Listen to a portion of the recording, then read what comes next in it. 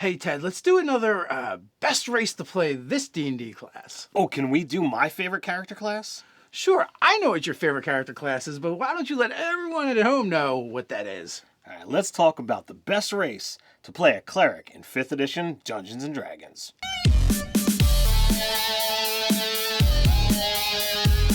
Hello, Nerdarchist Dave here from Nerdarchy for Nerds by Nerds, and today I'm hanging out with this nerd. Nerdarchist Ted. Nerdarchy is a place for news, views, and homebrews for 5th edition Dungeons & Dragons. Sometimes we talk about other role-playing games too.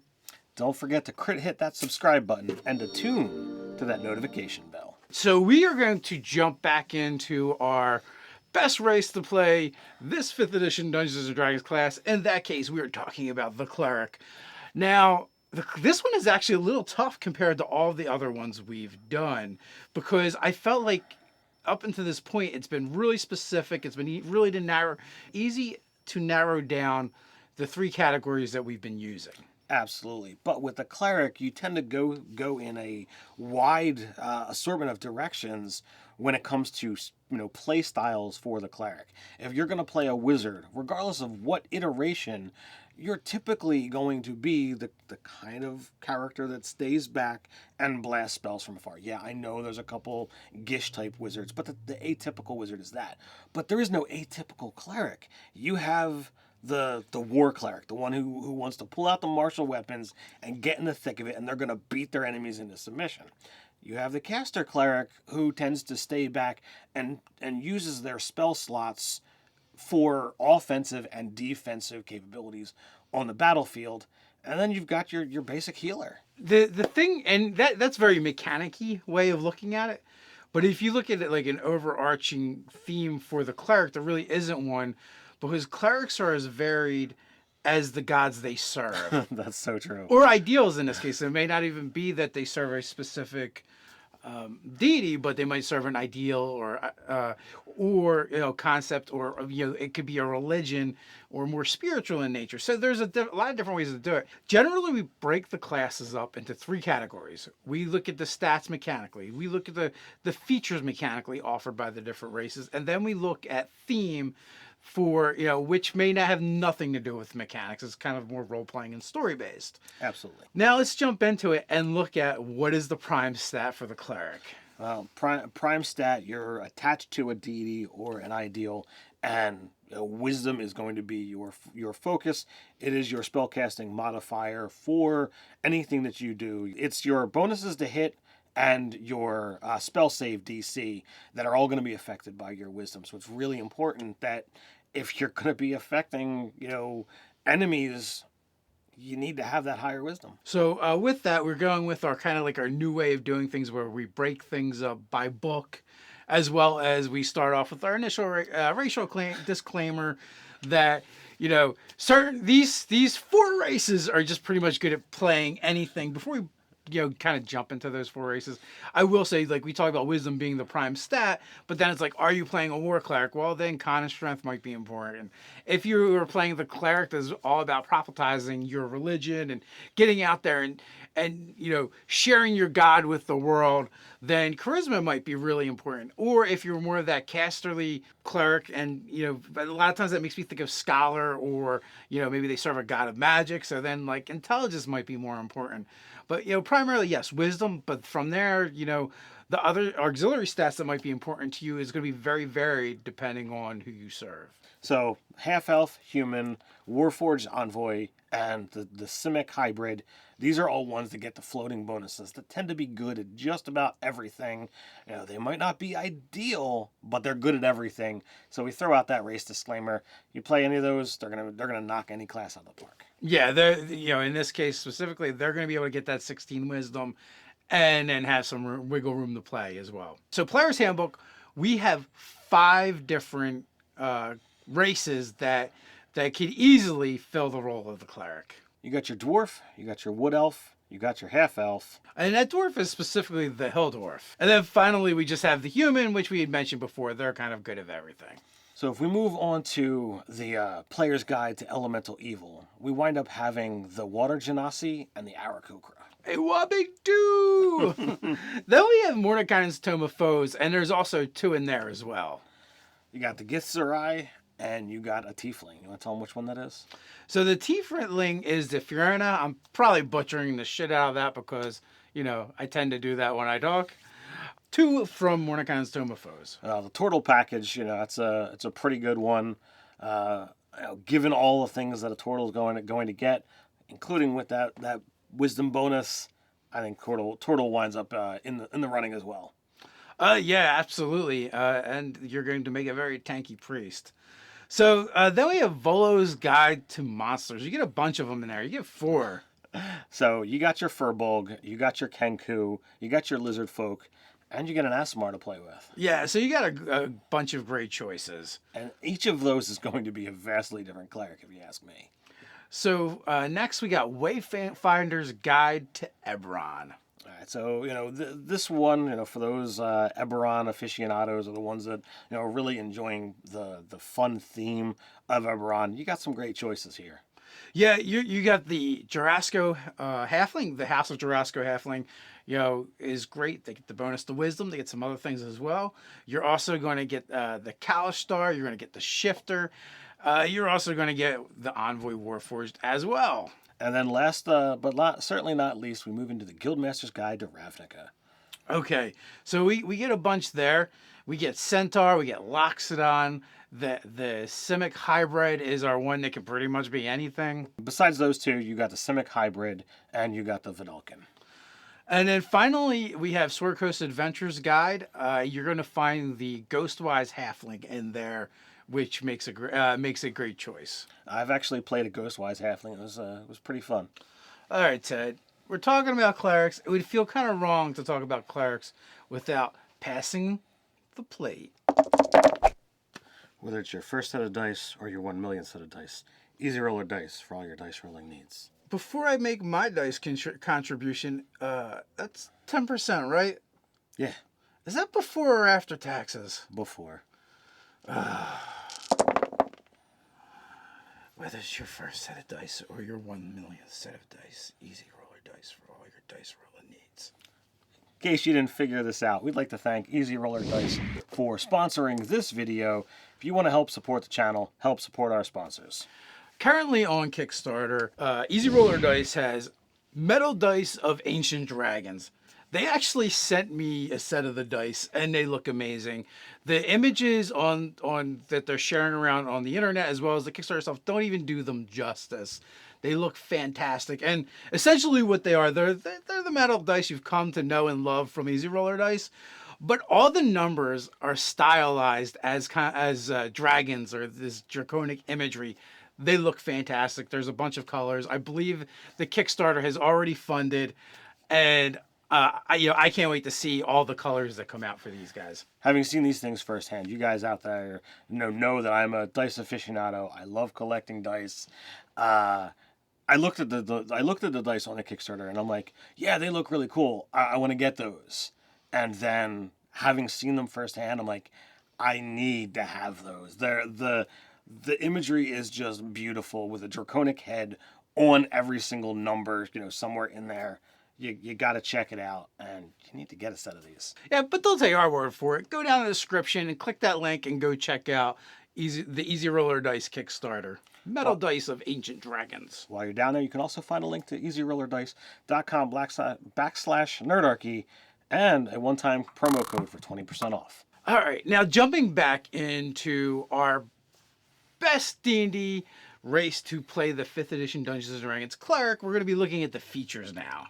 All right, now this one, is going to be really interesting. When we're doing our research, it's like, it really is going to depend upon what kind of avenue of a cleric you're really working for. I mean, basically, anything that you get racially is going to be linked in some way, shape, or form to some kind of, deific portfolio.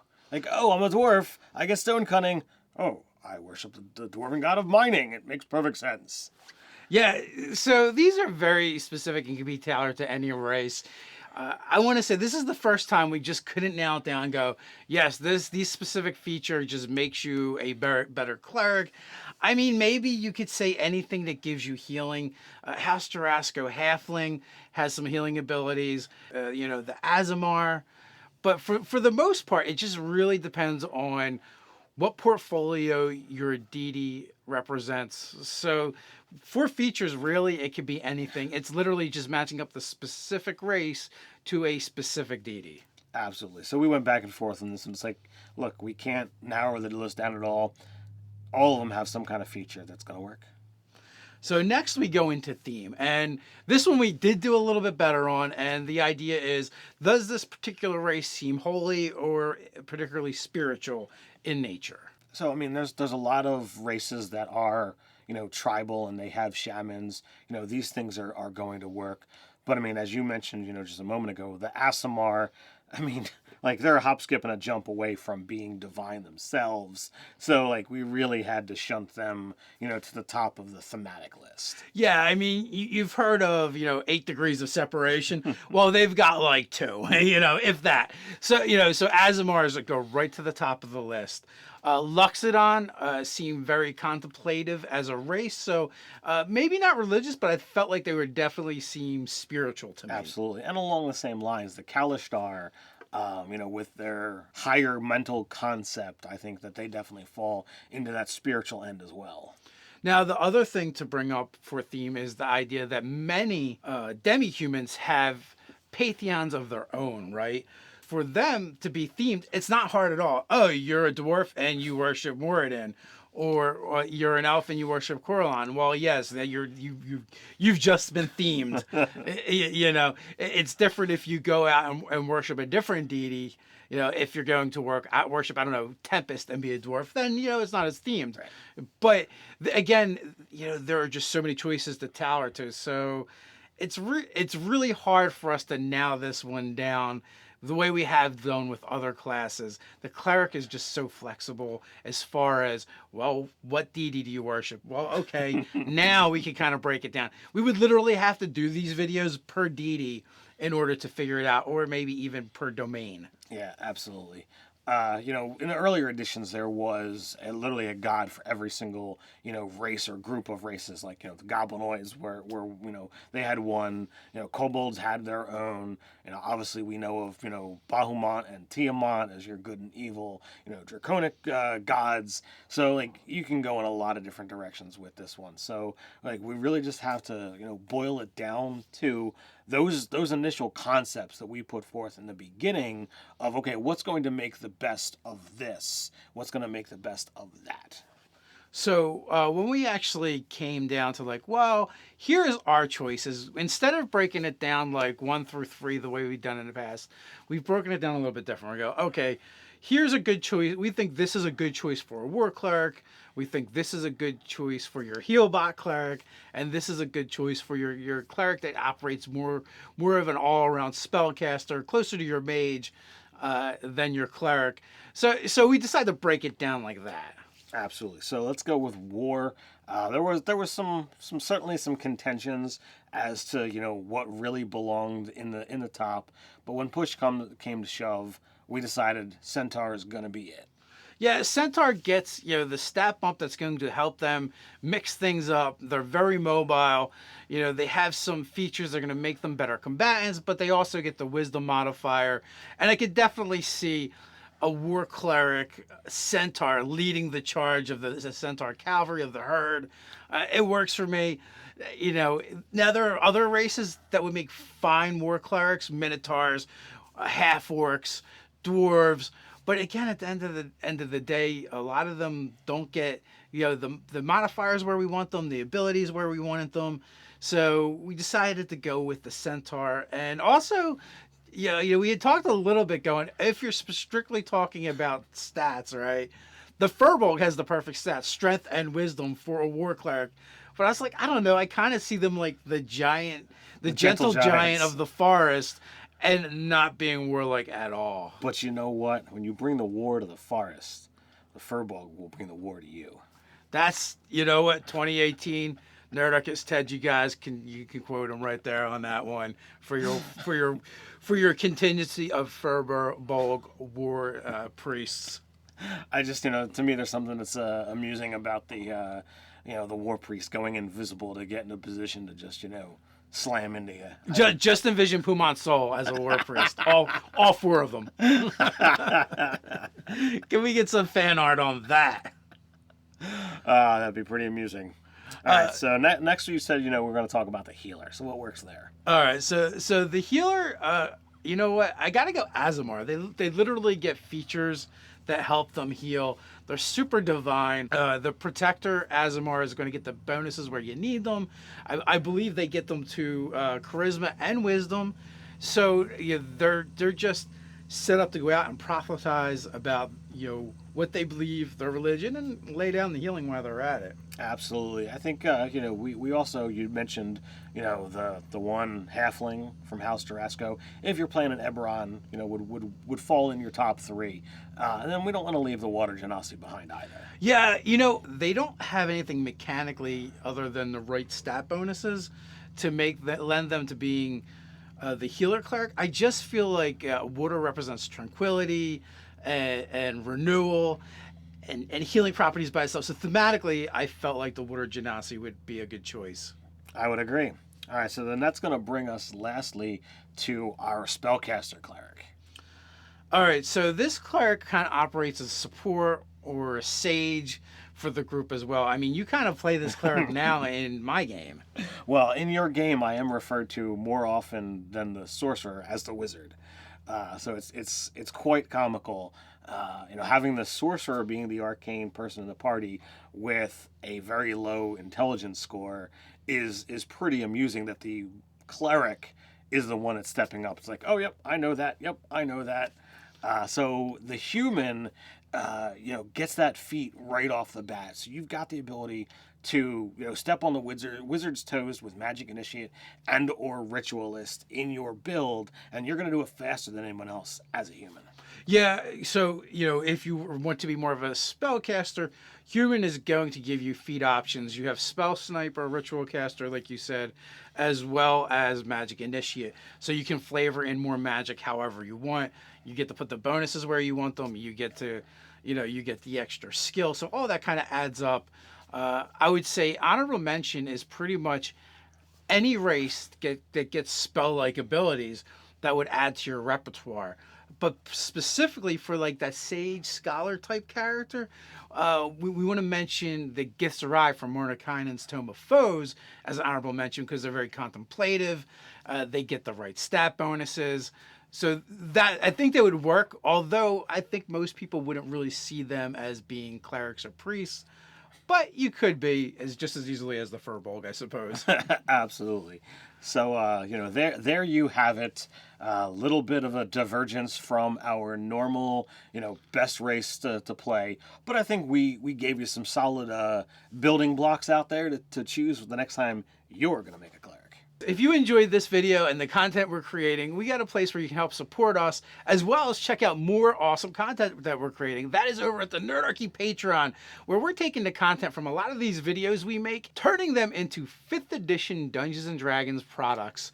Eventually they end up on the Nerdarchy store, but we send them early over to the patron, and we give it to the patrons for less. There's other benefits as well, as a private patron-only Nerdarchy Discord channel where you can check out our playtest material and like sneak peeks and stuff that we're not showing off anywhere else.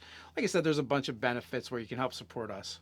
Let us know what you think is the best race to play a cleric in 5th edition Dungeons & Dragons. What did we get right? What did we get wrong? Continue the conversation down in the comments below. While you're down there, don't forget to like, share, and subscribe. On your way down in the comments, stop by the description where you can find the link to that Kickstarter for Easy Roller Dice, as well as that promo code over on the Easy Roller Dice website.